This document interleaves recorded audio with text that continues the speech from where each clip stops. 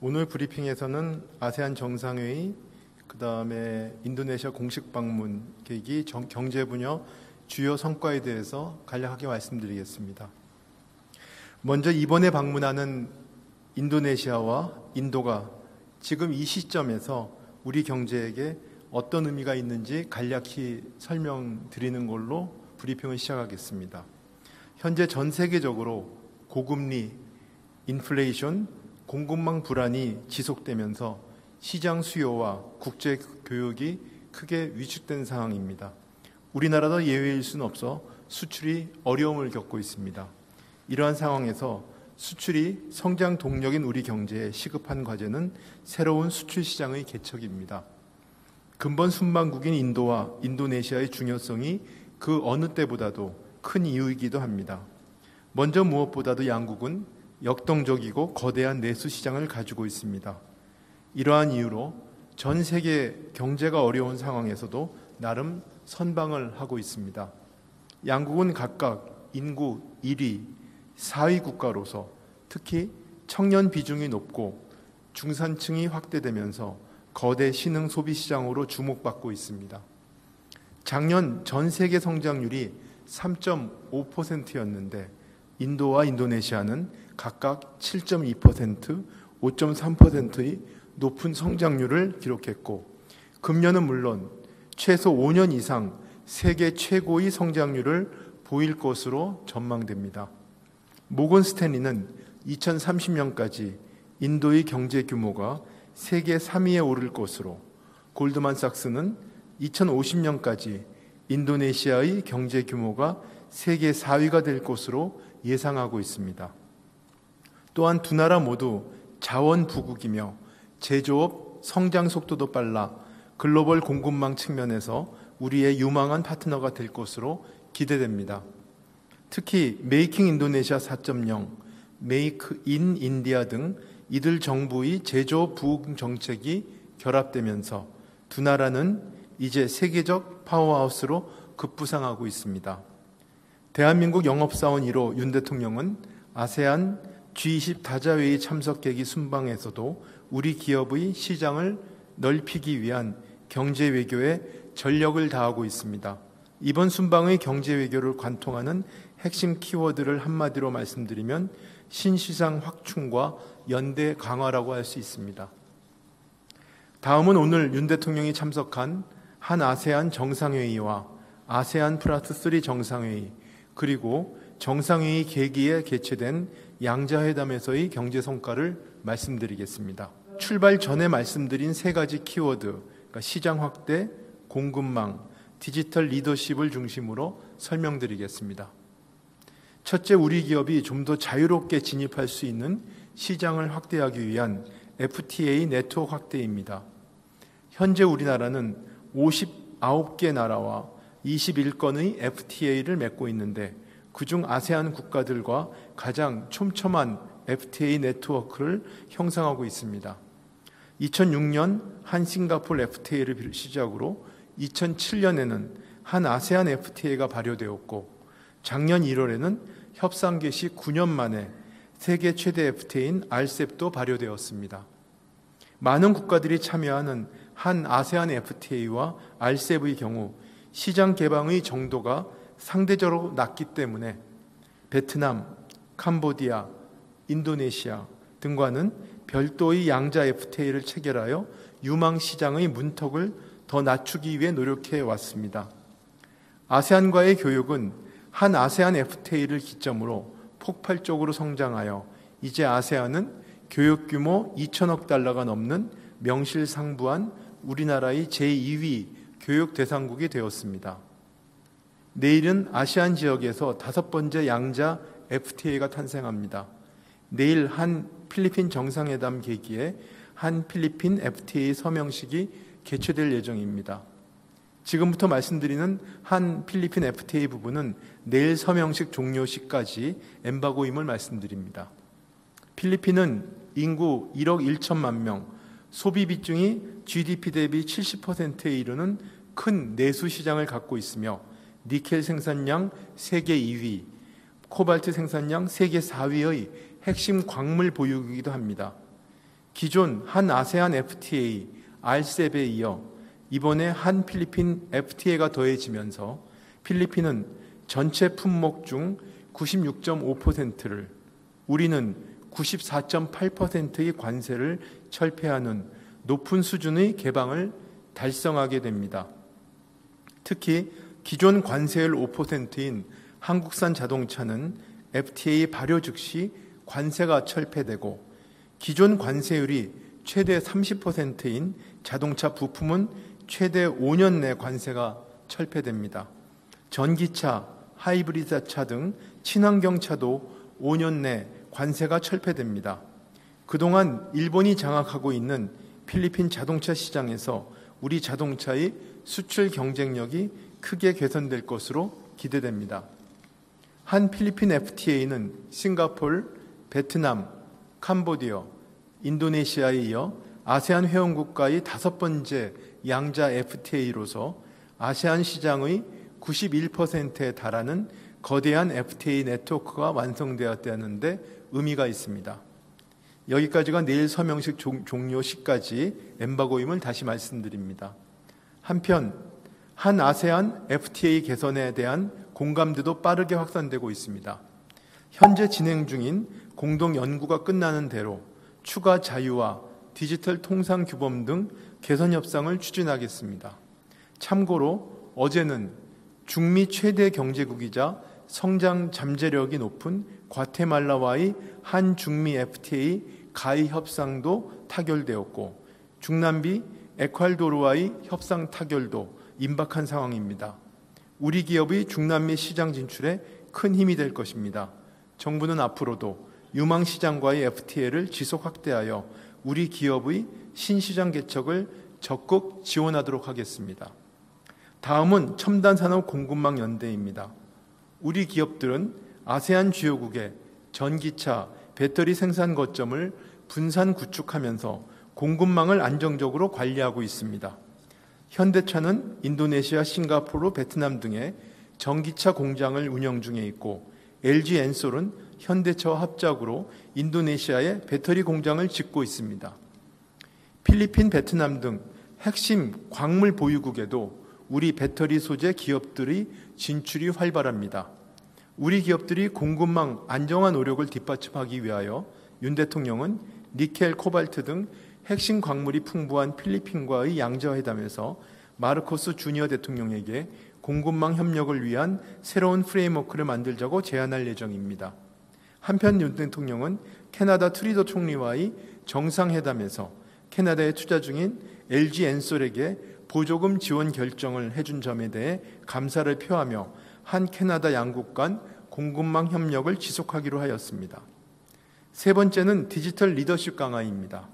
윤 대통령은 오늘 한 아세안 정상회의에서 향후 5년간 총 3천만 달러 규모의 디지털 혁신 플래그십 프로젝트를 추진하겠다고 밝혔습니다. 디지털로 한 아세안이 공동 번영을 이룬다는 취지로 기획된 동사업은 데이터 공동 생태계 조성, 디지털 인적 역량 강화, AI 솔루션 개발 등 5가지 세부 사업으로 구성되며 한 아세안 협력기금의 후원으로 추진됩니다. 윤 대통령은 오늘 오후에 개최된 한 아세안 AI 청년 페스타에 참석하여 AI 분야에 종사하는 한국과 아세안의 청년 혁신가들을 격려하고 한국과 아세안의 연대와 화합을 지속해 나가겠다는 의지를 밝혔습니다.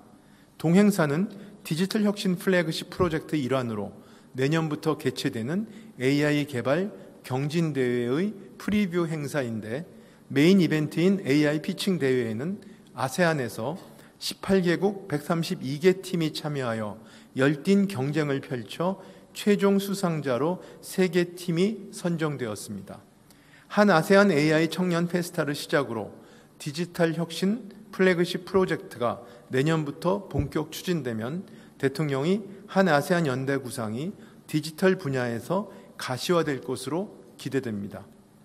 다음으로 윤 대통령은 아세안 정상회의 방문 계기에 인도네시아를 공식 방문합니다. 지금부터 말씀드리는 부분은 내일 한 인도네시아 비즈니스 라운드 테이블 종료 시점까지 엠바고임을 다시 말씀드립니다. 내일 오후에는 윤 대통령과 인도네시아 부총리 그리고 양국 주요 기업인이 40여 명이 참석한 가운데 한 인도네시아 비즈니스 라운드 테이블이 개최됩니다. 인도네시아는 아시아나 경제 규모, 영토, 인구 1위 국가이며 니켈 매장, 생산 세계 1위로 전기차 공급의 핵심 고리 역할을 하고 있습니다. 조코 위도도 대통령은 2045년 세계 5대 경제대국 달성이라는 야심찬 비전을 제시하며 선진국으로의 도약을 준비하고 있기도 합니다. 이번 비즈니스 라운드 테이블에는 핵심 광물, 원전, 모빌리티 등 분야를 중심으로 구체적인 후속 성과 사업을 발굴하는 것을 목표로 총 16건의 MOU가 체결될 예정입니다. 주요 MOU 내용을 간략히 설명드리겠습니다. 먼저 인도네시아는 2039년에 상업용 원전 건설 계획을 갖고 있으며 금년 5월 한 인도네시아 정상회담에서 양국 정상이 소형 모듈 원전 SMR 협력에 공감대를 이룬 바 있습니다. 내일은 원전수출산업협회가 인도네시아 원자력협회와 각각 원전산업협력 MOU를 체결하여 구체적인 원전 수출 추진 방안을 협의해 나갈 예정입니다. 작년 11월 양국 정부 간에 체결된 핵심 광물 공급망 협력 MOU에 근거하여 다양한 기관 간 핵심 광물 협력 사업도 기획되고 있습니다. 내일 지질자원연구원은 인도네시아 반둥 공대와 핵심 광물 공동연구센터 설립 MOU를 체결하고 광해광업공단도 인도네시아 니켈협회와 핵심 광물 협력 MOA를 체결합니다.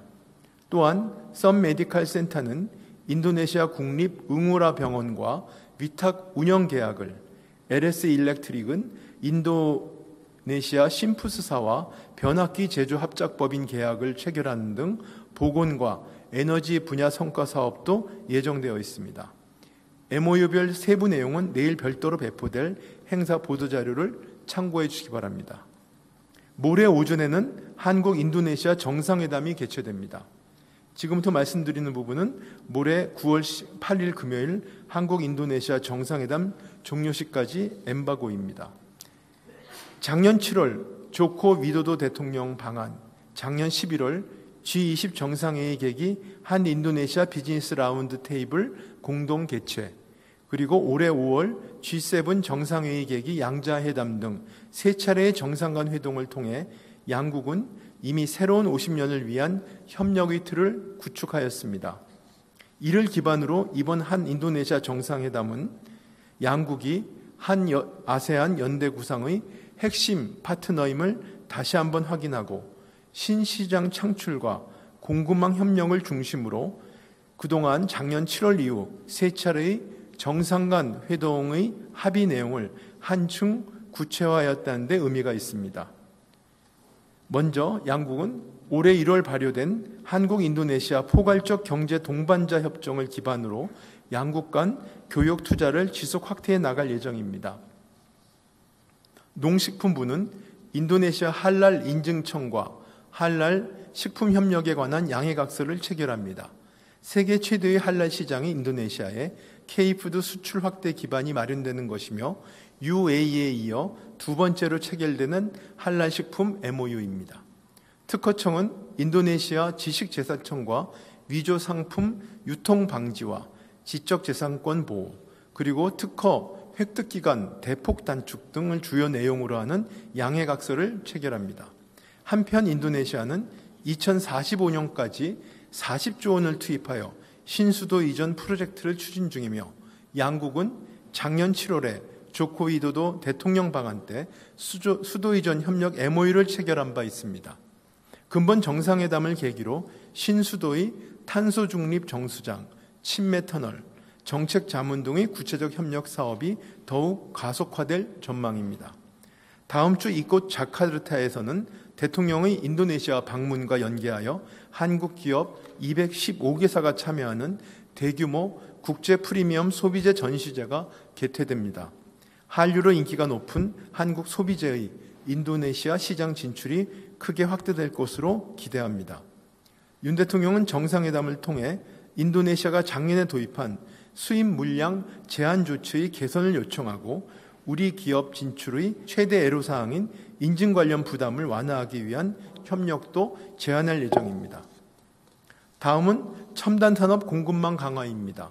최근 민간 기업을 중심으로 우리의 첨단 산업과 인도네시아의 핵심 광물을 연계하는 공급망 연대가 대폭 강화되고 있습니다. LG 엔솔과 현대차가 합작 건설 중인 배터리 공장은 내년부터 가동을 시작할 예정이고 LG 엔솔, LX 인터내셔널, 포스코 퓨처엠 등이 참여하는 배터리 그랜드 패키지 프로젝트도 올해 안에 양극재 공장부터 착공이 기대됩니다. 인도네시아는 아세안 전체의 가장 큰 자동차와 이륜차 시장을 보유하고 있습니다.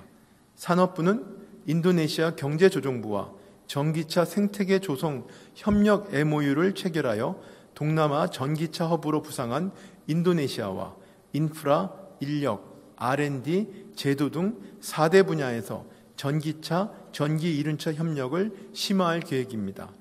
또한 협력 거점인 한국 인도네시아 이모빌리티 협력센터도 연내에 설립할 예정입니다. 이번에 체결되는 MOU들에 대해서는 관계부처, 기업 등 팀 코리아가 함께 후속 조치를 차질 없이 추진하여 구체적인 성과가 조속히 창출될 수 있도록 최선의 노력을 기울이겠습니다. 이상 브리핑을 마치겠습니다.